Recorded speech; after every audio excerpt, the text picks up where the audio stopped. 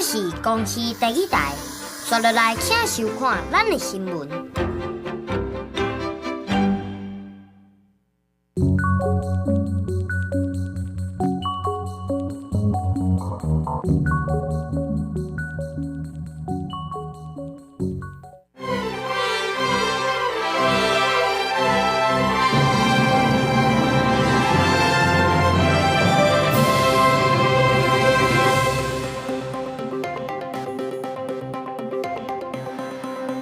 观众朋友，大家好，欢迎收看12月初3公视第一台下晡新闻，我是陈淑君。咱先来看今仔有啥物新闻重点。总统赖清德去南太平洋访问，今仔去头一个友邦马绍尔群岛共和国，总统海尼甲伊翁婿亲身接机。台中的国小团处学生拍老师，老师去报案，警察直接去学校，甲学生带去警察局。高雄一间国小毛警察入去校园办案。家庭主角有未成年的性影像，今仔台北地方法院宣判，判伊8个月有期徒刑，并科罚金10万块。咱来看总统赖清德去南太平洋访问，今仔去头一个友邦马绍尔群岛共和国，总统海尼甲伊翁婿亲身去接机，现场嘛有真侪侨胞。赖总统嘛去国会发表演说，讲到台湾伫当地建设，嘛引用马绍尔国家囡仔顶头的字，齐心努力，共创成就，来形容两国的情谊。甲马绍尔群岛共和国总统海尼握手相揽，总统赖清德出访南太平洋，到第一个友邦马绍尔群岛共和国，40个侨胞也红布条欢迎，也有5个学生以2个国旗来迎接。In our culture, rain brings blessing. You brought a lot of rain and blessing on the RMI and our partnership. 谢谢你 Thank you and very warm welcome again. 马绍尔国会铺红地毯迎贵宾，因为赖总统受议长邀请发表演说，讲到台湾伫马国推动的实质建设，佮引用马绍尔国院顶头的话语，共心拍拼，共创成就，来形容两国的情谊。包括美国驻马国副馆长波西，甲澳洲驻马国大使威尔森，拢有到现场。了解到马绍尔航空面临飞机老旧的问题，台湾很乐意提供马绍尔群岛优惠贷款。为马绍尔航空采购全新的飞航，来改善在地的航空服务。台湾和马绍尔群岛相互扶持，也共同面对挑战。首度造访马绍尔共和国，赖总统受邀进入国会演说，文化邦谊也要深化两国实质交流。以上是公视记者陈方俊怀在马绍尔的采访报道。咱的国军要开405亿，向美国买108台，互认为是代表上强的战车。头一批38台传出讲，这个月中就会送来台湾。陆军是表示讲，拢有按照计划在执行，战车年底会送来台湾。另外，中共敢会伫总统赖清德出访结束了后，发动对台军演？国防部是表示讲，咱拢随时有会掌握解放军的动态。代表上强战车就会到台湾，国军开405亿向美国买108台 M1A2T 战车，传出这个月中第一批38台战车透过海运的方式对到位，车厂受部分军品备件先到位。对此，国防部低调回应，一切按照进度来执行。因确定是新一代战车年底进前就会到台湾。今年我们相关的货装的这个进度都会在今年的年底之前来这个到位。国军过30年，搁一摆换新战车，由陆军业军团增接 M1A2T， 按照明年农历春节过后展开换装训练。108台未来全部会部署伫北台湾，执行反登陆打击任务，强化首都卫戍量能。不过2个训练场到即马拢无完工，引起关注。主要是长安营区还有坑子口的这个训场，那这个训场目前都在施作它的主体的一个工程，还有一个水保的一个设施。那目前来讲，我们的进度也都是一个正常的。总统赖清德访问南太平洋3友邦，中共一直有军事动作。国防部初3发布，查到16架强机，其中10架超过海峡中线进入北部、西南甲东南空域。6架强舰加上公务船3架出现伫台海外界番路。中共甚至伫赖总统回国了后，拜六对台发动军演。对敌情有各式各样的非常周延的一个判断。那么在这里面也会有很多的征候，就是我们的指标，我们会依据这些指标来去做一个适切的判断，然后来去做适当的一个应处。我军利用联合勤监侦的手段，均能全程的跟严密的掌控，并将历次中共的相关的对我威胁的态样列入相关的预警征候。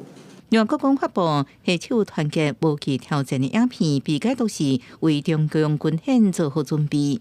孙立峰表示，一来是经助全民国防共识，二来是提升军中士气，国军有能力有信心保护家园。记者综合报道。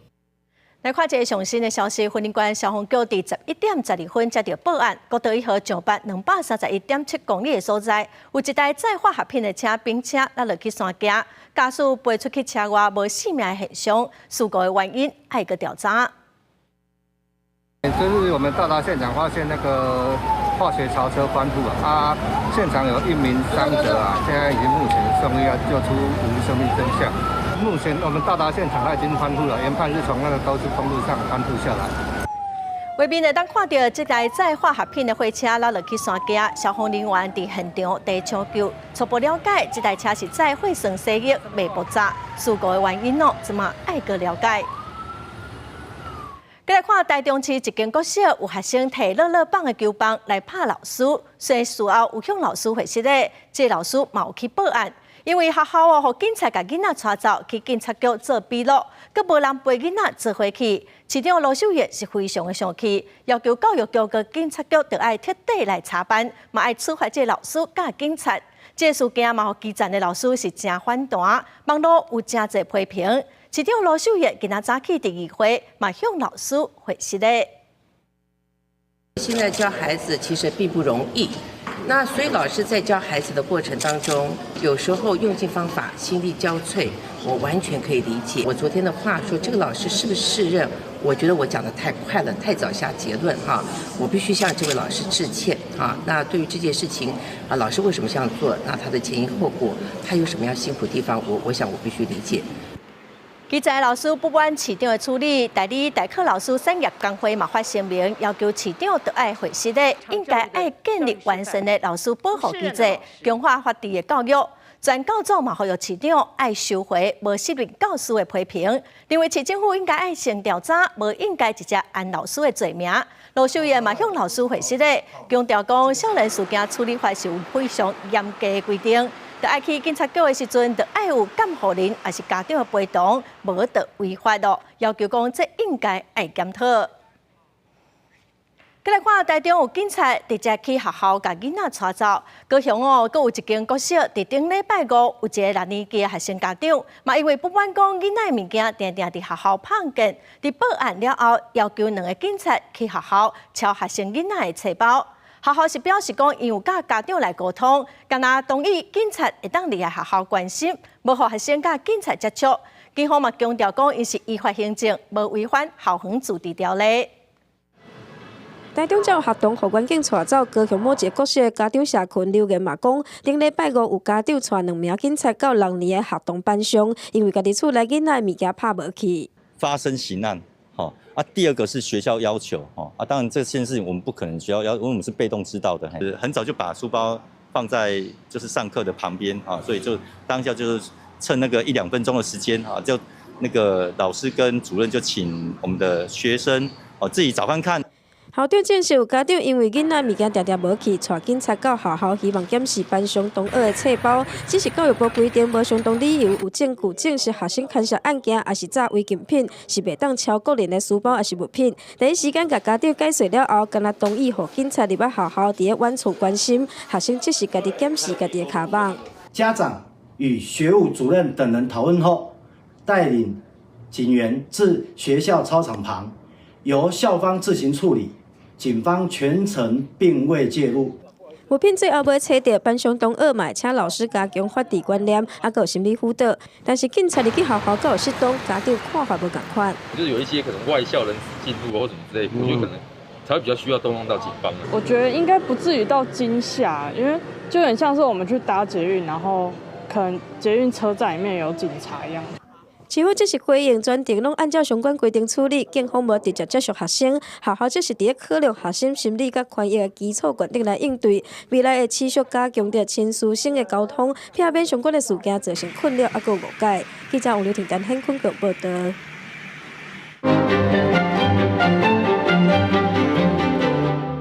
为什么这两件校园事件引起这么大的争议呢？因为针对12岁以下囡仔犯法，其实要遵照少年事件处理法的规定，是有详细的处理原则。今仔解破新闻，咱就参加顺来为咱稍分明。是主播。咱来讲到这12岁以下儿童，若是犯法是要安怎处理？因为少年事件处理法修法通过，对2020年的6月19开始，包括像伤害、窃盗，也佮有诈欺、妨害性自主等等，特别互12岁以下囡仔来进入司法庭诉。12岁至18岁的青少年，才会甲因送去少年法庭来审理。因若警方接到报案，知影讲这是12岁以下囡仔犯案，应该是要去现场来协助劝导。上重要的就是要通知囡仔的家长到场来陪同，也是管教为主。若是讲这个囡仔真正情形较严重，真正恶质的，就要交予社政教育保护辅导。假使讲警察干那是要带囡仔去做笔录，把这案件调查好清楚，嘛应该爱请家长陪囡仔做回去。因若针对着即届台中市即个6年的学生，也陆陆帮的找啊，甲老师拍甲乌青。隔顿讲，老师是决定要报警察来甲即个囡仔警告一下，因为即个囡仔是拄啊满12岁，警方无等着家长做伙甲囡仔去做笔录，就甲囡仔带走。有律师就认为讲，也是应该爱通知家长较合理。因若针对着被害者这边，面对未成年的加害者，也是会当对加害者，也有应该爱尽到监督责任的家长甲监护人，提起损害赔偿的民事诉讼，会当替因家己来讨回一个公道。今仔日咱的解破新闻就先讲到这，所来将镜头交转去给主播。再来看台中有家长指控讲，大安区有一间国小姓王的总务主任霸凌伊的囡仔，佮把甲囡仔锁伫学校的仓库，学校是启动调查哦，结果是霸凌无成立，家长无法度接受，后来就转学咯。学校是表示讲已经有照规定，佮再来启动第2阶段的调查。国小又搁传出哪场霸凌的事件，伫台中大安区这间国小的总务主任传出，于今年4月开始，就对一个4年学生有霸凌的行为，家长出面指控，校方甚至搁逼囡仔爱转学。我们强烈的建议，而且就是即刻执行，就是改变学习环境。好，那我想我们就是这样子做的。对他拍照，然后压制他在地上，让同学取笑他，然后包含就是最后还甚至关在这个小黑屋里面。老师们以及主任们是没有去营造一个友善环境，反而是让同学去笑说、去排挤他。家长表示，囡仔常常会感觉糟心，所以拢有定期去予医生看。不过校方说唔协助送鉴定，所以囡仔无得教生的身份。不过说长期受到不当的对待，甚至是精神的霸凌。几两届甲教育局申诉，嘛拢无结果。校方嘛拖2个月才启动调查，没有影响到正常学习活动的进行，所以呢，霸凌不成立。其实霸凌的条件里面，只要其中的有认定就可以成立的。人本基金会表示，这个学生受到不平等的对待，至少已经有半年。校方除了予无辅导资格的总务主任介入，甚至佫逼囡仔转学，予囡仔有正大压力，最后只好伫今年7月转学。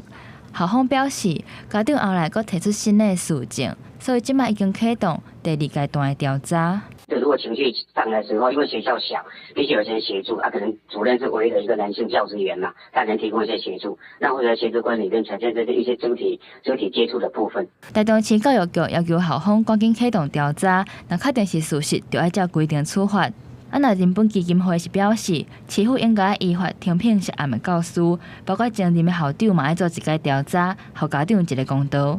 记者台中报道。再看台师大女子脚球队的队员，顶礼拜是向立委定情，讲因亲像白鸟似，配合国科会计划哦，逐工拢爱抽花。今仔有学生哦，搁再出面指控讲台师大的回应有部分毋是事实，佮讲迄天教练又搁威胁学生，互因是真惊吓。教练曾以语言威胁要求不抽血就得离开球队，这一点可以证实。要出教练过去捌用言语威胁，讲若无要抽血，就要退出球队。台师大查某校球队的学生讲卡目眶红。有今年退队的学生讲，对于大学一年休寒休热开始，逐工就配合教练是按抽血，实在嘛无法度对其他的家长甲学生讲，惊体育是一条好路。我觉得这件事情真的影响了我们很多，不只是生理，心理上的压力也是。李桂陈培如指出，在月2日这件代志曝光，校方讲所有参加的学生事情拢已经有了解，而且有同意。不过学生解释讲，之前同意书甲抽血同意书拢是先结束了才摕互因补签的。当暗时，个教练佫直接来找学生，讲要约谈。我哪里对不起？你要么叫他来救你，要不然今天就耗在这，因为我也一夜未眠。他威胁那个学生，如果你不说出来到底是谁要害我，这就是教练说的，他就要把他关在这个研究室里面哦，大家都不要回去。台师大表示，教练是想要甲学生沟通，无想到讲电脑引起误解。对在月29开始，已经暂停教练甲助理教练的职务，组成霸凌调查小组，研究伦理部分在月28嘛已经启动审查。今天就会做那个实地的这个查核，所以很多的一些细节也会在这个调查里面会去把它理清楚。陈培如强调，学校甲学生目前双方无啥信任，应该另外提供心理辅导。台师大学大会表示，学校有超过30队运动校队，所有校队运作甲相关计划，拢应该全部检讨，避免搁再发生类似的案件。记者综合报道。月龄主教互查到讲有未成年的性影像，所以互台北地检署起诉。今仔台北地方法院宣判刑8个月，并可罚金10万块，专案是当搁上诉。去年检警去用主教的徛家，抄到伊有未成年的性影像，搁查到伊对1803年开始，就是创意书房的高级会员。伫检方侦办的过程，黄主教心灵反省，也毋过后来进入法院审理了后，又搁无要认罪，还一定是意味无悔改的意思，嘛无甲被害人调解哦，所以判伊8个月有期徒刑。再来看新北市一间国中传出老师涉嫌性侵学生，受害者的家长已经提告。教育局嘛表示讲，这个老师已经先停聘接受调查，若是事实咯，就会改聘，卖来进行通报，伊一世人拢袂当搁再聘用。如果我早知道，我就不会去他那里了。2002年，教育部一部性平影片内面有讲到，查甫也会被性侵害，要提醒查甫学生也要知影保护家己。无想讲，最近又搁传出学校出现失踪老师，被害学生的家长真生气，要甲伊告。家长甲媒体讲，因为囡仔读新北市一间国中，8号这个老师带出去食饭，请伊啉饮料，买手机互伊，搁互伊钱，搁甲伊性侵几落遍。尾仔囡仔是会惊，口会甲因讲，案件才白菜。教育部回应讲，学校伫11月底接到报案了，随通报启动调查，甲涉案的老师停聘等候调查，袂当搁做其他的教育工作。立即将该师停聘，启动调查，且不得应聘其他教职。学校已经依性别平等教育法组成调查小组调查，若属实一定严惩，绝不宽待，最重将该名老师解聘。新北市教育局讲，已经要求学校依照性别平等法做调查小组调查，若是调查属实，就会该改聘，并且登录伫咧教育部各教育场所无适任人员通报加查询系统，一世人拢袂当搁再聘用。另外，为了要保障学生的学习权，已经要求学校继续对受害学生进行关怀，并且提供辅导资源支持。记者综合报道。年底咯，诈骗是愈来愈多，11月就有1万外件，金额是有120多亿。以新北市22亿上多，台中市15亿，高雄嘛有13亿。刑事局有设一个打诈仪表板，会公布逐工诈骗的数字。最近哦，换新的版本，咱嘛做伙来了解。真的是好险遇到。先跟你说。环境高中速度嗰边拿查诈骗。如果还是执迷不悟的，我们还是会到场帮忙。辖区内底，咧走从拿查诈骗者做警方日常，会前考试来说服，每个月动来金额拢有10几亿，掠嫌犯也是掠袂煞。莫名其妙啊，跟别人拿钱莫名其妙。你才莫名其妙了。掠诈欺嫌犯今年8月以来，每个月2000多人，尤其是台北市掠量继续排第前2名，甚至愈掠愈多，10月到678人。为更较有效防诈警方野炊，常常被冒名行骗的有名主持人吴淡如亲亲出来宣导。从头到尾一直在被用，一直到昨天，还有人打电话给我，问我说：“你怎么在送书呢？”为吴淡如分享家己的经验，就因清楚诈欺有偌严重，就算警方打诈，哪诈做未煞，暗过受理的报警案数每个月1万9万件。毋若无减少，财损总额阁千元。敢若是11月已经冲破120亿，过来详细看各县市，新北市22亿，台中15亿，高雄13亿，损失上惨的前5名全部拢伫六都。希望我们所有民众都能够这个常常来看这个打诈仪表板，然后能够了解诈骗的手法。其实这数据拢是为打诈仪表板来的。刑事局即马将系统阁优化，独立成立单独的网站，除了原本的统计，也加案例故事、宣导影片等等，要强化民众的防范意识。宣传的方法要更多元，然后管道更多，不然他是自己公布的话，就等于是大家没有接受到，就跟没有一样，完全没看过。而且案例这么多，诈骗集团也会知道这个方法，他也换一个方式骗啊。警方防诈做未少努力，不过是不是用实际发挥功效？外界好亲像是保留态度。记者综合报道。国民健康署伫8日向宣布讲，人工生殖法修正草案争议较大的代理孕母会先脱稿来处理。8日立法院特别审查人工生殖法部分条文的修正草案，目前计共是有16个版本哦。今仔有民间团体抗议，因讲这法案阁有真侪争议，无应该这么赶紧特别审查。手提标语呼吁为了捍卫女性和儿童的权益，真侪妇女团体和人权团体是主张停止审查和代生制度有关系的所有法案。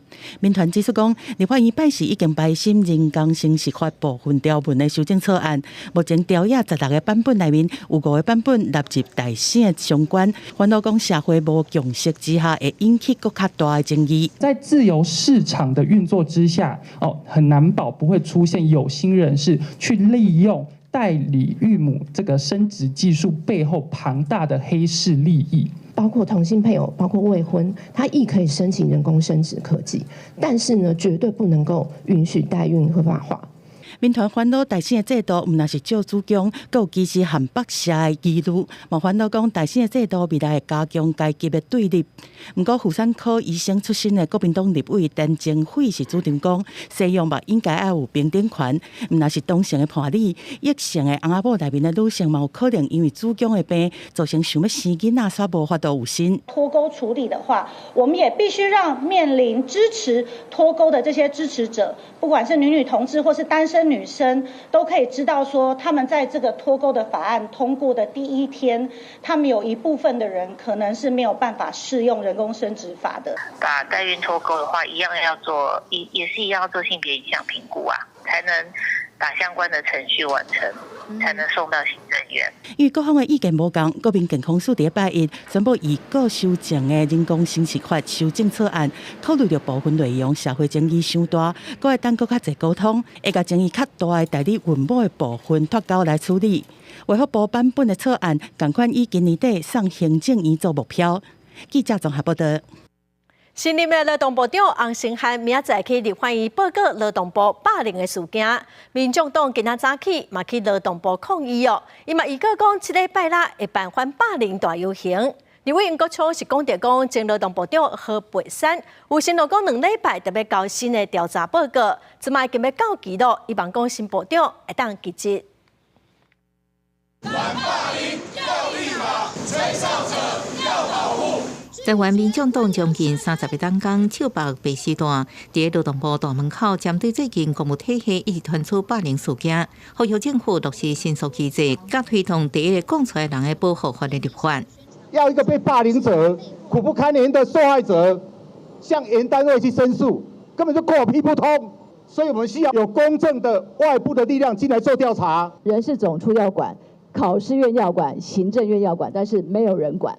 霸凌的定义在学校的霸凌其实非常的清楚，但是我们的公务机关他不把公务员当劳工，我们可能要定专法，或者是在现有的办法里面一条一条来修。民众党伫移动环有个下礼拜日正式提出反霸凌专法的草案，针对进前劳法署8分署霸凌事件中期调查，前部长何培山当初承诺2礼拜来说明。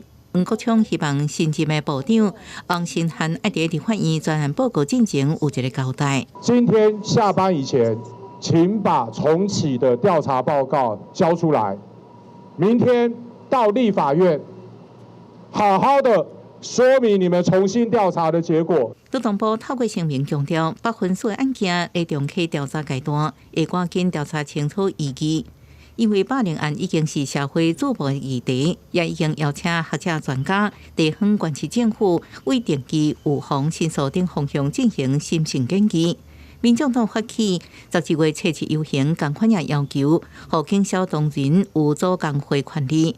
为回应基层诉求，看守部目前已经在修正协会法。行政院甲考试也达成初步政策共识，等修法通过了后，应更加保障基层成员。记者综合报道。电商平台是非常的竞争，东森购物表示讲，因为营运的成本增加，业绩恶衰退未达成。张集团声明证实讲，年底进前会裁掉大约200个人。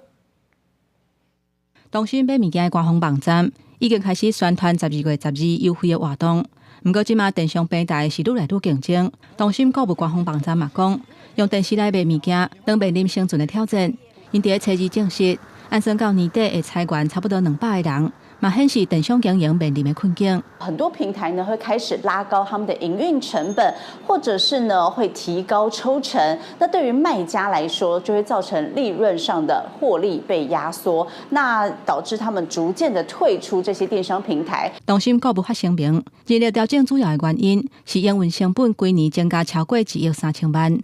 东森网络卖物件，因为2021年营收106亿，到2024年衰退到45亿，衰退幅度有到58%。电视卖物件营收嘛，为2021年80亿，衰退到今年的65亿，减差不多20%。所以2300个员工，包括家己离职的人，按算年底人员会缩减到2100个人。新北劳动局指出，照公司总人数甲裁员的人数，东森无达到大量甲员工时投入应该通报的范围。目前的统计已经有通报资遣111个人。虽然没有达到大量解雇劳工保护法的这个应通报的一个规定，不过他还是必须要依照就业服务法第33条的规定来做资遣通报。113年1月到目前为止，大概通报了111人。面临营收大幅度衰退的情形，东森集团嘛对亏损的业务，亲像新妈妈、甲东森整合行销公司，大动作紧停损。新北劳动局强调讲，为了保障劳工的权益，会监督东森确保劳动契约相关的事项。对年底要裁员200个人，后续嘛会了解公司裁员的计划。记者综合报道。英特尔昨宣布，伫英特尔工作超过40天的执行长基辛格要退休了，董事会会去找新的人选。过去基辛格捌呛讲，英特尔要超过台积电，也毋过今年英特尔股票落超过一半。特别上任的美国前总统川普，敢会来协助英特尔呢？外界也真关心。Intel 执行长季辛格伫接执行长的期间，他讲要互 Intel 超过台积电。不过3年过去啊 ，Intel 今年的股价就超过一半。Intel 初二宣布，执行长季辛格正式退休，董事会会找其他的人来接。我认为 Intel 现在才要做晶圆代工的切割，其实已经晚了啦。但是这仍然是唯一的方向，可能还是把晶圆代工切割，然后把资源全部集中在晶片设计。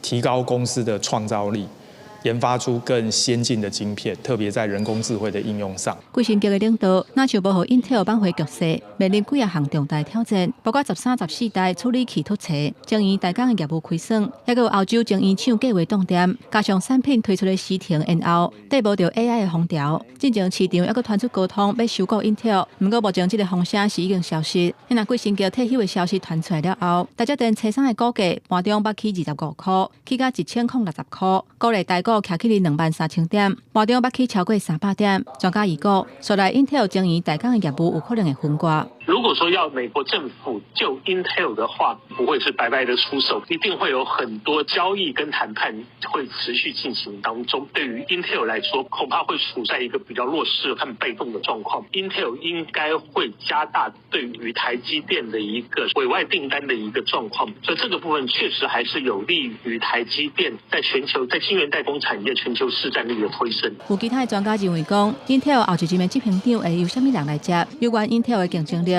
敢有法度登去较进前的程度？除了爱了解半导体，嘛爱将人工智慧发展的情形，佮爱影响川普2.0新政带来国际新的局势，这个挑战是真大。记者综合报道。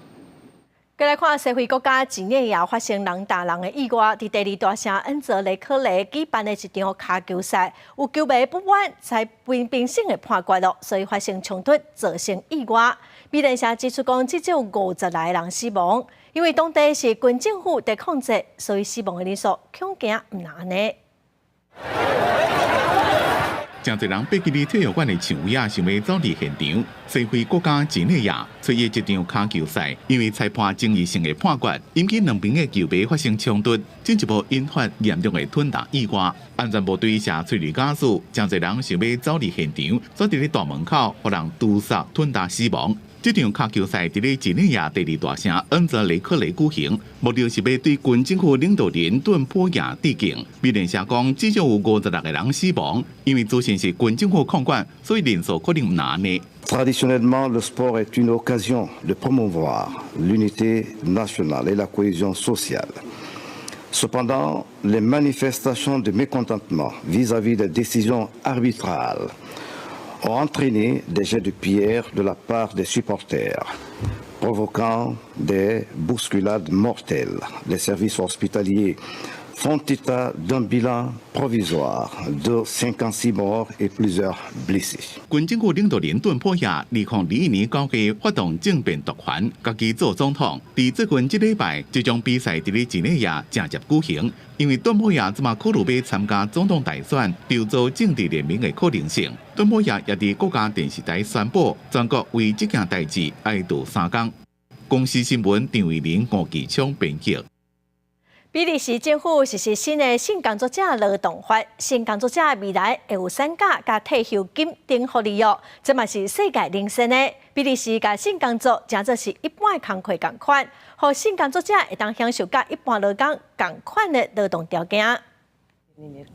就算已经伫要生，嘛是爱出力做查甫人的生理。这是比利时一个性工作者，嘛是5个囡仔的妈妈真无奈的怨叹。落尾伊是破腹生，医生爱伊休困6礼拜，但是伊需要钱来过生活，只好较紧转去做工课。不过这一切拢会有改变啊！比利时已经伫2022年，甲这种性工作合法化，即摆佫进一步实施全球首创的性工作者劳动法。12月初一开始，性工作会互看作和其他类别的工课相共。目前全球性工作合法化的国家有德国、希腊、荷兰和土耳其。比利时进一步伫请人红请的关系之下，互因福利。Naar verzekeringen toe ook gemakkelijker kunt verkrijgen en dan het pensioen ook, dat ook voor ons beter gaat zijn. En als je ziek bent ook, dat wij dan ook onze uitkering kunnen krijgen.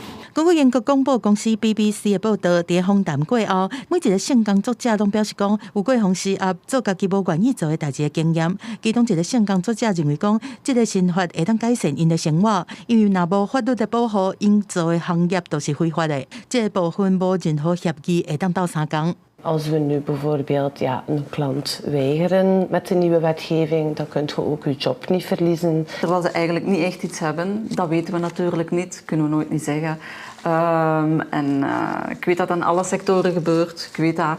Maar ik hoop dat dat hier niet het geval gaat zijn. 人权观察组织表示讲，这是真激进的变革，嘛是目前全球安尼看过去，唔捌有过的范例，呼吁每一个国家都应该对这个方向过去。不过，帮助比利时加入性工作者的非政府组织，伊莎拉认为讲，当局这个行为真危险，因为性工作的核心就是暴力。这个组织希望帮助性工作者离开这道，找到一个正常的工课，不是劳动权益。另外，有批评人士认为讲，法律无法度完全解决和性工作者有关系污名和风险，尤其是对无照的性工作者，就是人在讲的思想来讲，更较是安尼。这不是世界上上古早的行业，是世界上上古早的博士。公司新闻吴文玲编译。来看联合国国际会议展开听证会，有上百个国家将对气候变迁提出意见。倡议人士是望讲，加强2礼拜的听证会，会当伫对抗气候变迁的方面，来实际制定各国应该爱负什么责任，那造成损害哦，就爱负担什么法律的后果。荷兰海界国际会议7日举行为时代听证会，因为国际会议受到为无共款国家的91份意见书创下纪录，加63份为无共款国际组织来书面意见，因为烦恼可能和一直相关的海水引起，一寡岛国经过真侪年努力，争取到这场国际会议的听证会。太平洋岛国越南队代表发言为听证会做一个开始。The outcome of these proceedings will reverberate across generations, determining the fate of nations like mine and the future of our planet. 地震委听证会这部调查是针对史上上议件案件，联合国去年通过一项决议，要求国际会议法官对各国在保护地球免受排放温室气体影响，应该承担做一寡义务，甲因为行动或者是无作为造成气候系统甲环境重大损害，应该承担多一寡法律后果，提供咨询意見。The conduct responsible for this existential harm cannot, and I repeat, cannot be lawful under international law.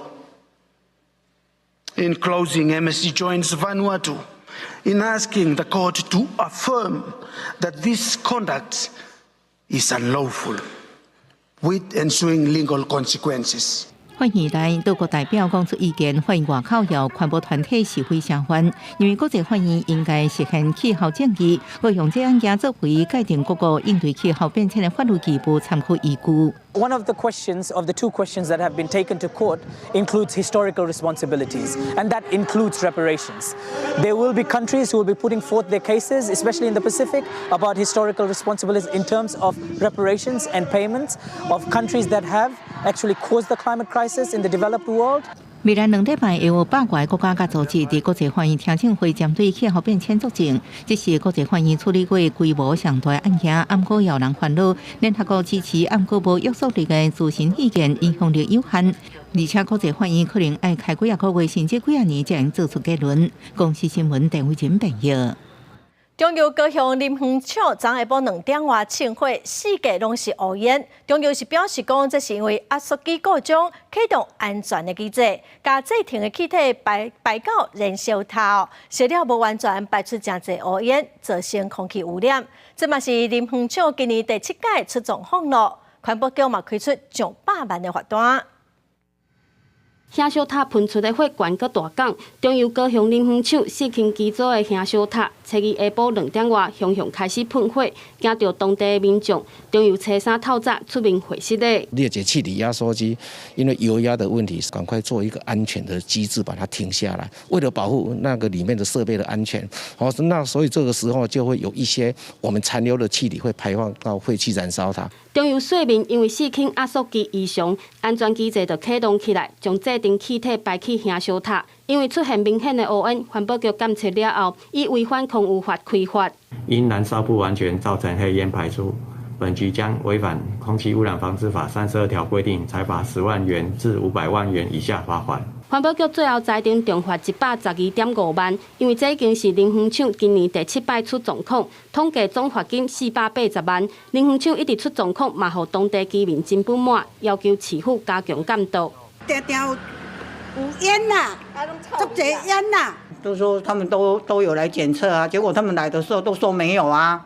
4轻香烧塔透早正常运作，出现淡薄仔白烟。4轻机组运作将近40档，地方民代一直希望会使太旧换新。中油回应，行政院5月已经同意起新4轻，后续会以相关定数进行选址顶作业。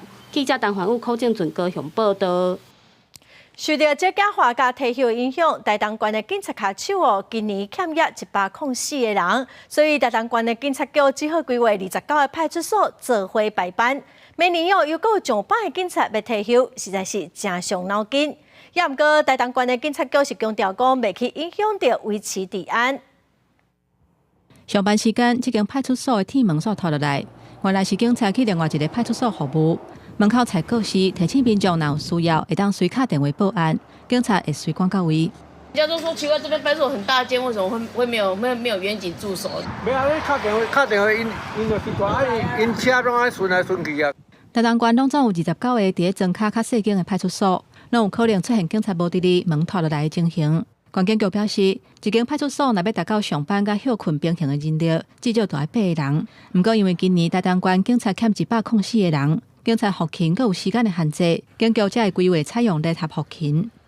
白天的时候，在8点到晚上22点，我们都会有值班或者是守望的警力来负责接受报案。那其他处理事故由主力所来支援，并且加强巡逻密度。警察局表示，台东警察人力的编制有1100多人，不过最近这10年退休甲新进人员人数一直无法度维持平衡。敢若伫咧年金改革了后的3年，人力的情形有较稳定。不过明年登记退休的警察超过100个人，卡手会更较欠缺。不过警察局强调讲，会争取甲卡手保护到业，而且规划更较机动的方式来执勤，以护社会治安。记者综合报道。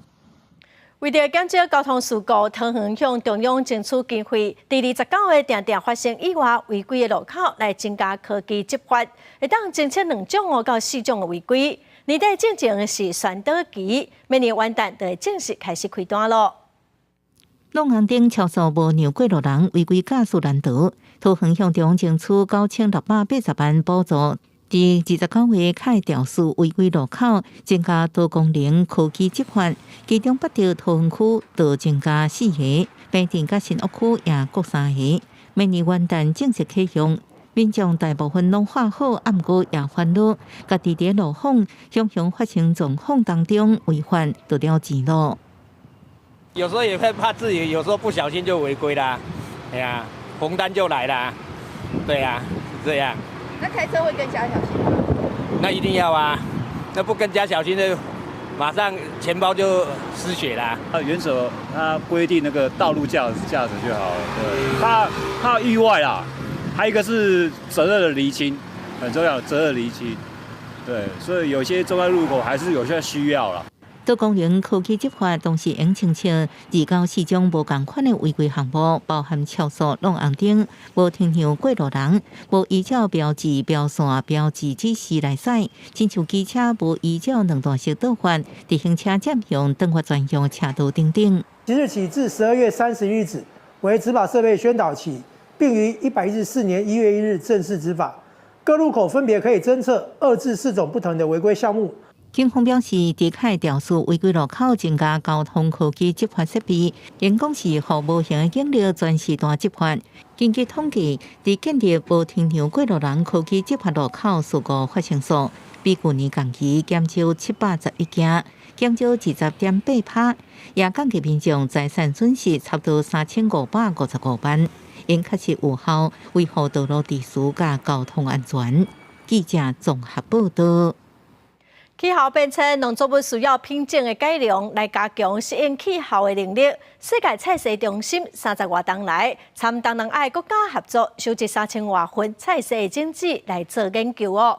即马要甲这个种子，佮送转去因原本的国家，望讲会当互这个菜色会当永续发展。中央大学研究中心保存的170种台亚的种子，5月底放入北极圈内的世界种子库。因为气候变迁等等，保存各国的原生种是真重要。台湾的世界蔬菜中心30多年来收集东南亚国家的原生菜色种子，经过科学研究分析数据，等下要转去因的母国。Vegetable diversity can be seen as a treasure box for current and future generations to be able to produce and consume nutritious food now and into the future. This diversity represents a crucial foundation for breeding better varieties for changing climates and pellets in Asia and around the world. 世界蔬菜中心讲，因为气候变迁、种植的土地减少等等因素，致使真侪原生品种消失去。但是，这寡原生品种有真侪关键基因，会当互人类改良品种，互农作物通变更较耐可化、耐大水，通应对气候变迁的挑战。今年有3个风台竟然来侵入台湾，造成了到蔬菜即卖价值非常的高，主要就是这个蔬菜的种源这个抗性有问题。And this would help to safeguard vegetable biodiversity in Asia and enhance the climate resilience of the food production. 农业部农业试验所讲，过去人类选种拢较重产量，但是这寡品种可能无法度适应未来的极端气候。即马透过世界蔬菜中心的计划，甲过去收集的原生种子互相研究资料，送转去种子的母国，对品种改良是更较有利，嘛典型影响农业的理念。记者李玉凯台北报道。来看台南有一寡民众会甲车停伫家己厝门骹口的顶仔骹，也毋过定定有人去检举，警察就会来开单，互民众是真怨叹，嘛定定甲警察起冤家。所以市政府决定讲，明年元旦开始，顶仔骹保留1.5米，互过路人通行，顶仔骹就当先停乌多摆咯。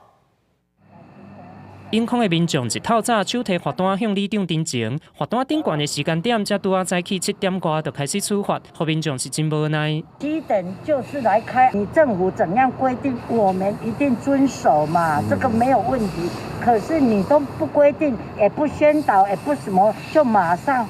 开单的理由是伫咧顶仔骹停车。事实上，永康地区的停车位是真恶找。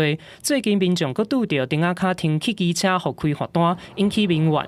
为此，台南市政府表示，最近的公告，自明年1月初1开始，顶仔骹保留1.5米，互行人通行。为白线的部分，会当提供互机慢车来停。不过，未来只要保留1.5米，就会当开放互机慢车来停。对新种团体来讲，虽然无奈，也只有配合。不过对因来讲，顶仔骹整白，莫有关机差才是上重要的。机慢车应该可以停啊，可是汽车应该是不能的。骑楼是供大众使用的一个环境，老人家常常会因为高低而绊倒，这都有可能的。所以我还是希望，如果能够平，尽量平。那台南市将会参考高雄、台中、桃园等3都，改采原则开放、例外禁止的方式。那我们目前在研议更符合在地需求跟民意的做法。交通局表示，目前顶仔骹停机慢车常常互人检举，造成民众的对立甲困扰。交通局嘛参考其他县市做法做适当的调整，明年1月开始实施。民代也要求警方伫咧这段时间接到检举的时，先用劝告代替开罚。记者综合报道。伫教法修法了后，县市政府会当设专职的心理评估人员，也毋过教师团体调查发现讲，目前敢若有苗栗县甲南投县有落实咯，提供教育的专职人员嘛有合理的薪水。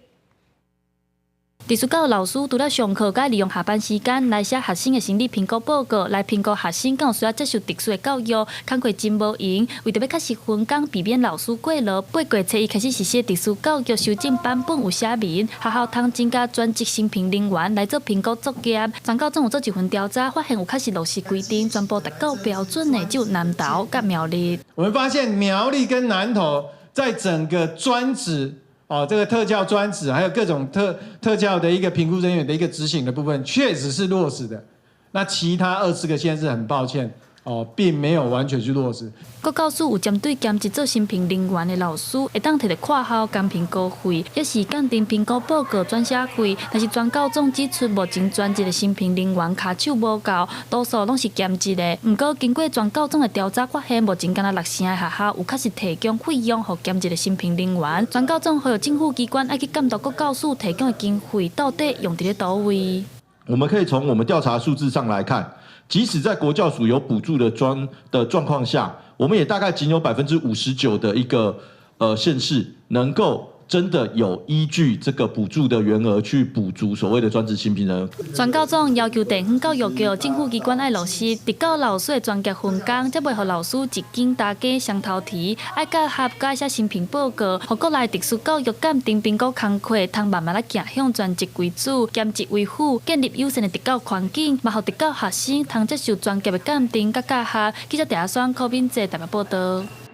过来学食槟榔的人是真多，有民间团体就呼吁政府应该赶紧定专法来管制。卫生福利部嘛表示讲，今年底就来预告槟榔专法的草案。经过卫福部统计，喙腔癌伫台湾10大癌症内底排第6名。这几年的死亡人数是逐年增加。在109年，因为喙腔癌死亡的有3380人，到112年增加到3610人。民间团体希望各县市加强推动健康关键宣导，嘛强调爱设立专法管制。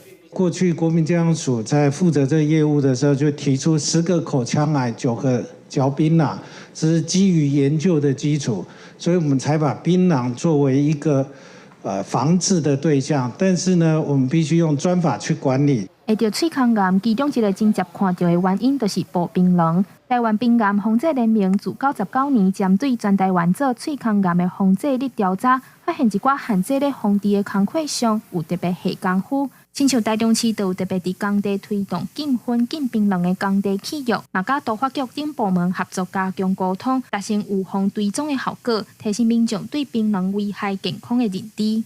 有这样的跨局处的合作，然后我们在推动上面就变得更容易一点，然后工地就会主动跟卫生局联络，然后安排筛检跟宣导，还有就是我们还会另外提供戒病收案的服务。这样，槟榔专法并不是要禁止大家贩卖槟榔，或者是大家生产槟榔，因为我们聚焦的是在槟榔健康危害，所以我们的方向大概就是针对未成年人和孕妇的健康的保护。还有，我们希望能够有规范一些禁止嚼槟榔的场所。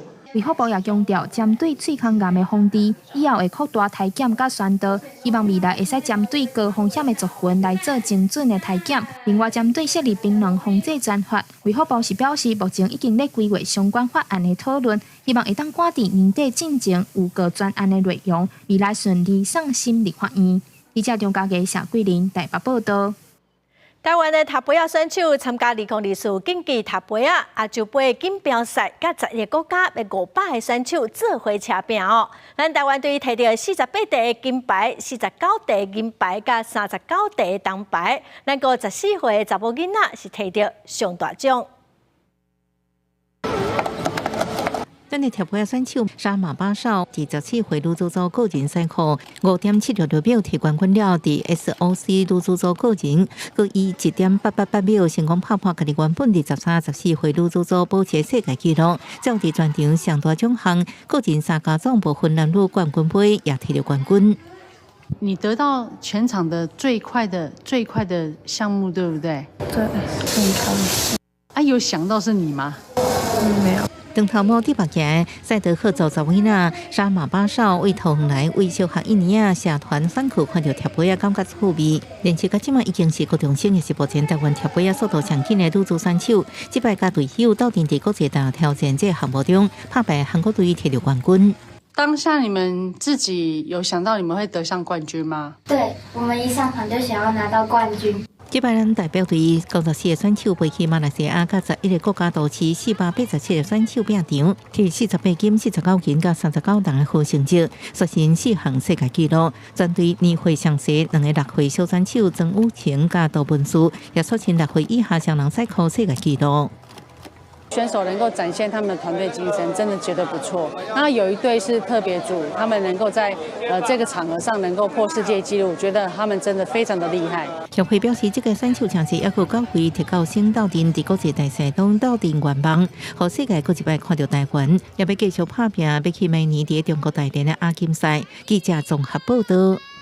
明年2025年是台湾画家陈定波130岁的生日，国立台湾博物馆甲陈定波文化基金会办展览，要互大家透过伊一摆的话来熟悉咱台湾这块土地。这北道通看到玉山的积雪，嘛通看到充满金蕉丛的农村。这是台湾画家陈定波伫1947年28事件过身进前上尾一摆作品《玉山积雪》。离陈定波出世的1895年到今已经卖130档。国立台湾博物馆特别甲陈定波文化基金会合作办陈定波130特展，希望互民众通透过陈定波的话来入捌台湾。咱后代这囡仔。咱的子孙是毋是，阁有这个机会，照着道的引导去了解伫咱身躯边，除了人以外，所有万物共同生活的这块脚踏地，所以才讲要找找咱的所在。陈澄波文化基金会董事长也就是陈澄波的大孙陈立别，伊讲希望透过阿公这800作品，让大家去了解咱卡达这片土地甲历史的身世。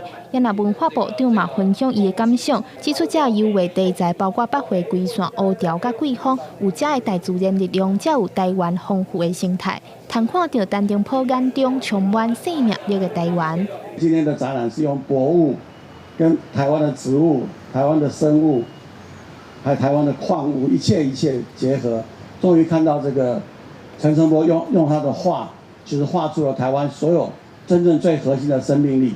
这届陈澄波103特展会伫大博馆展出，对12月初3开始，一直到明年5月11日。大博馆和陈澄波基金会拢希望让民众透过陈澄波的画笔，重新看到台湾这片土地的自然底质，用更较远近的角度来认识台湾。记者张家琪、谢桂玲台北报道。下半部天气，咱来看各县市详细资料。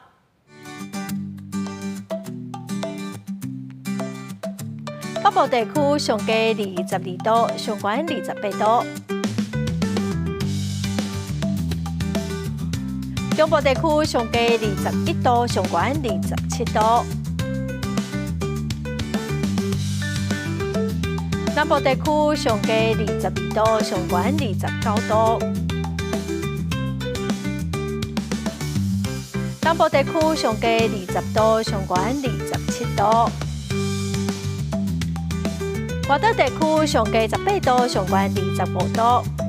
感谢观众朋友收看《公视台记台播新闻》，我是陈淑君，明仔载下晡3点，咱再会。